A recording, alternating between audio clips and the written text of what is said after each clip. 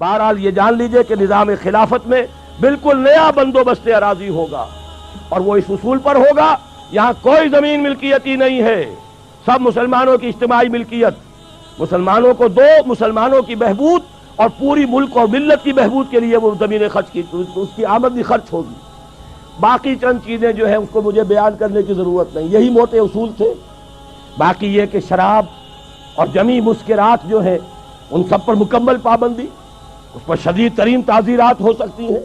ایرانیوں نے کر کے دکھا دیا اپنے ملک کو پاک، تو آخر ہم بھی تو کر سکتے ہیں۔ نظام خلافت آئے گا تو ان پر چوٹ پڑے گی۔ اسی طرح ستر اور حجاب، اس کی پابندی، جیسے کہ اسلام میں نظام خلافت میں قومیت جو ہے مخلوط نہیں ہے، غیر مسلم اور مسلمان مل کر ایک قوم نہیں بن سکتے، اسی طرح مسلمان معاشرہ وہ مخلوط معاشرہ نہیں ہے، عورت کا دائرہ کار اور ہے، مرد کا دائرہ کار اور ہے۔ اللہ نے عورت کو کوئی اور صلاحیتیں دی ہیں، مرد کو کچھ اور صلاحیتیں دی ہیں۔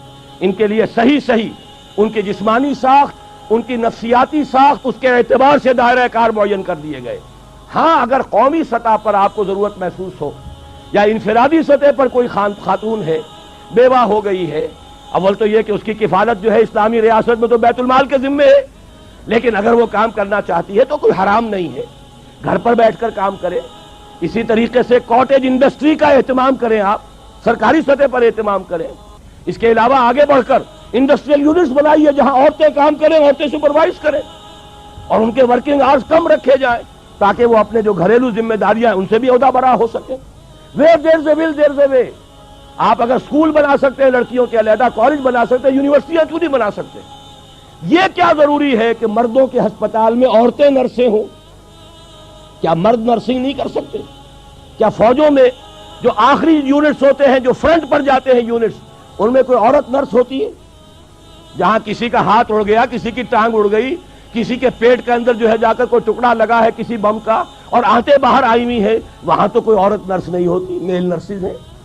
اسی طرح یہ کیا ضروری ہے کہ پی آئی اے کے اندر ایئر ہاسٹسز ہوں؟ کیا ضروری ہے؟ میں آج ہی سفر کر کے آیا ہوں، آج میں دیکھ رہا تھا کوئی خاص بات تھی یا تو کوئی ایئر ہاسٹسز کی ہڑتال تھی، کیا بات تھی؟ کوئی ایئر ہاسٹس موجود نہیں تھی۔ آخر وہ مرد کام کر رہے تھے، اسٹوورڈز، ہمارے سامنے ٹرے رکھنی تھی کھانے کی، انہوں نے رکھ دی۔ تو کیا ضروری ہے کہ عورت وہاں پر کام کرے؟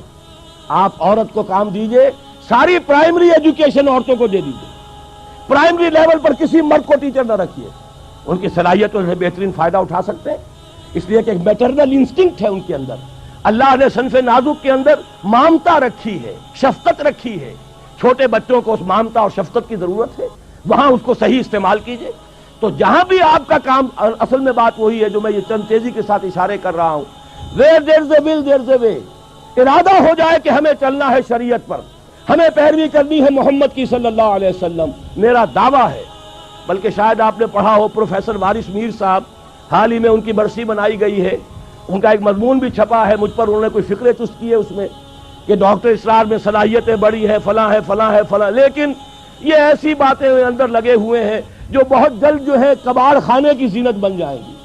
حالانکہ وہی پروفیسر وارث میر ہیں، میں ان کے گھر پر جا کر حاضر ہوا، انہوں نے ایک مرتبہ ایسی باتیں پہلے بھی کہی تھی، میں نے کہا میں آپ سے یہ بات کرنے آیا ہوں، مجھے بتائیے کون سا مسئلہ ہے جس کا حل میں آپ کو نہیں بتا سکتا کتاب و سنت کے دائرے کے اندر؟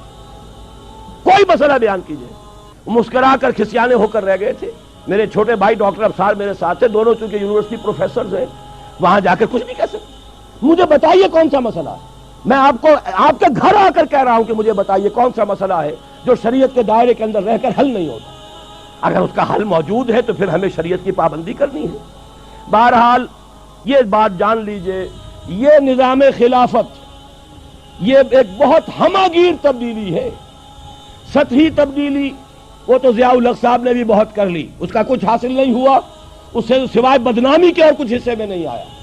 ٹوٹل چینج، اب میں بتانا چاہتا ہوں توکل صاحب کو، یہ ٹوٹل چینج الیکشن سے نہ آج تک دنیا میں آیا ہے، نہ آ سکتا ہے، ناممکن، ٹوٹل چینج نہیں آ سکتا۔ الیکشن سے ٹھیک ہے بحران رفع ہو جائے گا، جو بھی اس وقت ہمارے یہ کرائسس تھا وہ ختم ہو جائے گا، میں ویلکم کر رہا ہوں، میں نے ہمیشہ تائید کی ہے۔ 1980 سے لے کر آج تک میں ریکارڈ پر ہوں کہ میں نے کہا الیکشن ہونے چاہیے۔ میں وہ واحد شخص ہوں شورا کے اندر کھڑے ہو کر میں نے کہا تھا ضیاء الحق صاحب کی شورا میں، اگر آپ نے یہاں پر سیاسی عمل کو روکے رکھا تو آپ دہشت گردی کے لیے جواز فراہم کر رہے ہیں۔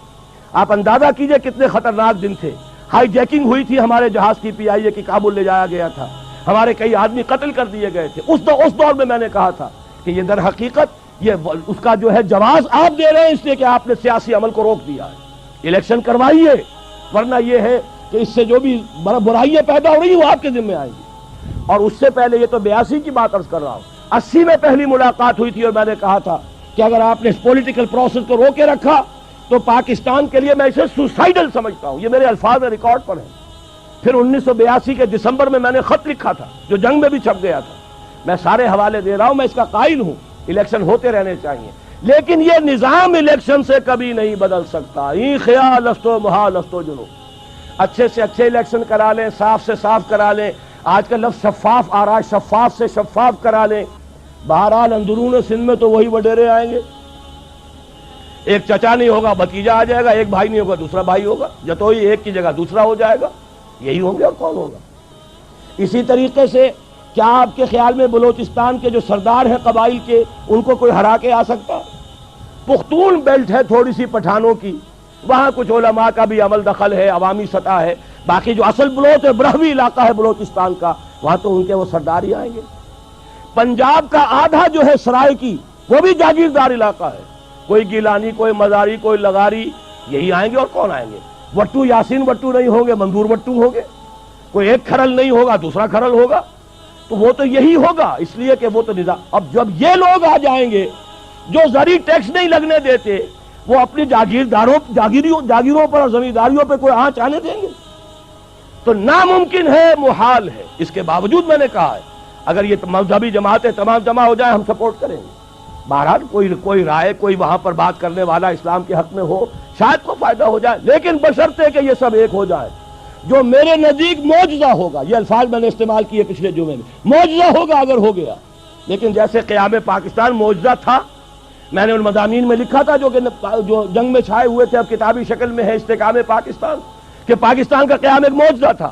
میرے نزدیک اسی طریقے سے ان مذہبی جماعتوں کا جمع ہو جانا معجزہ ہوگا۔ ہم جو ہے ان کی تائید کریں گے، اپنے پلیٹ فارم سے کریں گے، اپنے طور پر کریں گے، ہم کسی کے سائڈز نہیں لینا چاہتے، لیکن ان کی تائید کریں گے۔ لیکن اس سے اسلام نہیں آ سکتا۔ اسلام آئے گا اسی طریقے سے، لا یصلح آخر هذه الامہ الا بما صلح به اولها، اور یہ حضرت ابو بکر کی ایک تقریر کا جملہ ہے، جیسے حضرت عمر کی ایک تقریر کا میں نے جملہ سنایا آپ کو، من بایا خلیفتا عن غیر مشورت المسلمین فلا بیعت له، مسلمانوں کے مشورے کے بغیر اگر کسی کی خلافت کا جو بیعت کی گئی وہ بیعت صحیح نہیں ہوگی۔ اسی طرح حضرت ابو بکر کا قول سنا رہا ہوں، حضرت عمر کو جب انہوں نے مسلمانوں کے مشورے سے اپنا جانشین بنایا تو خطبہ دیا، اس خطبے میں آپ نے فرمایا ان ھذا الامر، مسلمانوں یہ جو ہمارا معاملہ ہے دین کا اور خلافت کا، لا یصلح آخرہ الا بما صلح به اولہ، اس کے آخری حصے کی اصلاح نہیں ہوگی مگر صرف اس طریقے سے جس سے پہلے حصے کی اصلاح ہوئی۔ اور اسی کو امام مالک نے نقل کیا، لا یصلح آخر هذه الامہ الا بما صلح به اولها۔ وہی بات میں کہہ رہا ہوں، حضور نے کیسے کیا ہم کیسے کریں گے؟ دیکھیے حضور نے پہلے کام کیا کیا، ایمان کی دعوت بدریہ قرآن، پہلا کام یہی تھا، دعوت ایمان بدریہ قرآن۔ آج ہمیں دعوت تجدید ایمان کرنی ہے بدریہ قرآن، تجدید ایمان، اس لیے کہ ہم ویسے تو مسلمان ہیں، لیکن جیسے کچھ مسلمان ہیں وہ مجھے بھی معلوم آپ کو بھی معلوم، ایمان کہنے کو ہے، عقیدہ ہے، کتنا کچھ یقین حاصل ہے وہ آپ کو بھی معلوم مجھے بھی معلوم، لہذا اصل ضرورت ہے تجدید ایمان۔ اور تجدید ایمان بھی وہ جنس نہیں ایمان جسے لے آئیں دکانیں فلسفہ سے، ڈھونڈے سے ملے گی عاقل کو یہ قرآن کے سی پاروں میں۔ تو جو آپ فرما رہے تھے توکل صاحب کہ میں 25-30 برس سے لگا ہوا ہوں، تو واقعہ یہ ہے اس کا اکثر و بیشتر میرا حصہ قرآن کے پڑھنے پڑھانے میں گزرا ہے۔ ہماری تراویح 6-6 گھنٹے رات چلتی ہے دورہ ترجمہ قرآن کے لیے، ہماری قرآن کانفرنسیں ہیں، قرآنی انجمنیں ہیں، انجمن خدام القرآن، قرآن اکیڈمیز ہیں، قرآن کالج ہے، قرآن تربیت گاہیں ہیں، درس قرآن کے کیسٹس ہیں، آڈیو ہیں، ویڈیو ہیں۔ میری زندگی کا بیشتر حصہ شادم از زندگی خیش کے کارے کردم، بہت مطمئن ہوں میں، میرے پاس کوئی جائیداد نہیں۔ ابھی میں ویزا لینے گیا تھا تو وہاں پر جو خاتون تھی ایک کینیڈا کی، انہوں نے پوچھا آپ کی آمدنی؟ میں نے کہا آئی ارن نتھنگ. حیران ہوئی. میں نے کہا اور بات سن لو، آئی اون نتھنگ. میری کوئی جائیداد نہیں، میری کوئی آمدنی نہیں. مرکزی انجمن خدام القرآن ہے، اس کے ایک کوارٹر میں میں رہتا ہوں.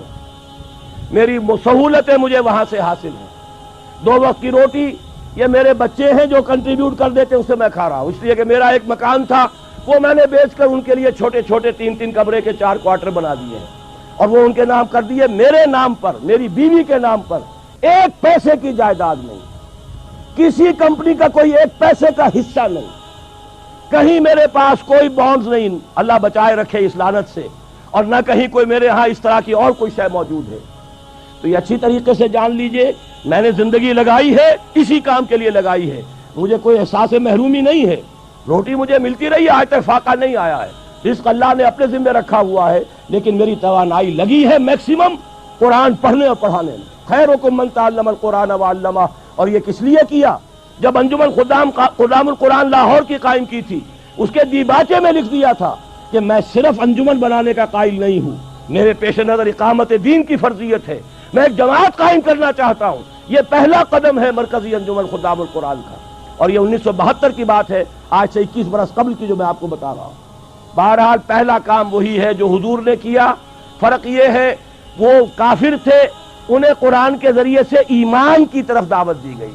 ہم مسلمان ہیں، ہمیں قرآن کے ذریعے سے تجدید ایمان کی دعوت دینی ہے. مرحلہ ایک ہی ہے، اس میں کوئی فرق نہیں. نمبر 2، وہ جو حدیث میں سنا چکا ہوں، آمرکم بخمس بالجماعت والسمع والطاعت والہجرت والجہاد فی سبیل اللہ. اب جو لوگ واقعتاً شعوری ایمان اختیار کریں، شعوری طور پر فیصلہ کریں کہ مسلمان جینا ہے، مسلمان مرنا ہے، ان صلاتی و نسکی و محیای و مماتی للہ رب العالمین، یہ طے کریں نا پہلے. صرف جلسوں سے تو نہیں ہوگا، یہ تو ہوگا تو پھر کچھ کرنے سے ہوگا. اور کرنے کے لیے میدان میں وہ آئے جو پہلے اپنی ذات پر اپنے گھر میں دین نافذ کر چکا ہو. اگر یہ نہیں ہے تو جھوٹا ہے، فریبی ہے، اسلام کا نام لیتا ہے. تو اپنی ذات پر اپنے گھر میں اسلام قائم کرو اور پھر جڑ جاؤ، ایک مل جل کر ایک جمعیت بنو، ایک طاقت بنو، ایک قوت بنو، جماعت بنو، حزب اللہ بنو. آمرکم بخمس، میں تمہیں 5 باتوں کا حکم دے کر جا رہا ہوں. جماعت کی شکل میں رہو، جماعت بھی ڈھیلی ڈھالی نہیں. بالجماعت والسمع والطاعت، سنو اور اطاعت کرو، لسن اینڈ اوبے. ایسی منظم جماعت. یہ منظم جماعت کیا کرے گی؟ ہجرت اور جہاد. ہجرت کے بارے میں پوچھا گیا، ای الہجرت افضل یا رسول اللہ، اے اللہ کے رسول یہ بتائیے سب سے افضل ہجرت کون سی ہے؟ فرمایا ان تہجر ما کرہ ربک، ہر اس چیز کو چھوڑ دو جو تمہارے رب کو پسند نہیں ہے. یہی وجہ ہے میں نے جب جماعت تنظیم اسلامی کے نام سے قائم کی ہے، اس تنظیم اسلامی کی جماعت میں جو عہد نامہ ہے اس میں شمولیت کا، اس کی پہلی شق یہی ہے، انی اعاہد اللہ، میں اللہ سے ایک عہد کرتا ہوں، ان اہجر کل ما یکرہہ، ہر اس چیز کو چھوڑ دوں گا جو اسے ناپسند ہو. یہیں سے شروع ہوگی ہجرت. اسی کو کہا ہے یہ سب سے اونچی ہجرت ہے، افضل ہجرت ہے. اور اس کے بعد جہاد ہے، تن من دھن لگاؤ اللہ کے دین کے لیے، اللہ کے دین کی سربلندی کے لیے. اور اس کے 3 مرحلے آئے ہیں ہماری ایک حدیث کے اندر. تم میں سے جو کوئی بدی کو دیکھے، حدیث بہت عام ہے، سب کو یاد ہوگی، اس کا فرض ہے طاقت سے روکے، اور اگر اس کی ہمت نہیں ہے زبان سے روکے، اس کی بھی ہمت نہیں ہے تو دل سے نفرت ضرور رکھے، اور یہ ایمان کا کمزور ترین درجہ ہے. ظاہر بات ہے اس جماعت میں، تنظیم اسلامی میں، اس حزب اللہ میں، اس خلافت کو قائم کرنے والی آرگنائزیشن میں وہی لوگ آئیں گے جنہیں بدی سے نفرت ہے اور نیکی چاہتے ہیں کہ قائم ہو جائے. وہ معاونین کی تحریک ہم نے رکھی ہے، تحریک خلافت کے معاونین. تنظیم میں آنے کے لیے بیعت ہے، بیعت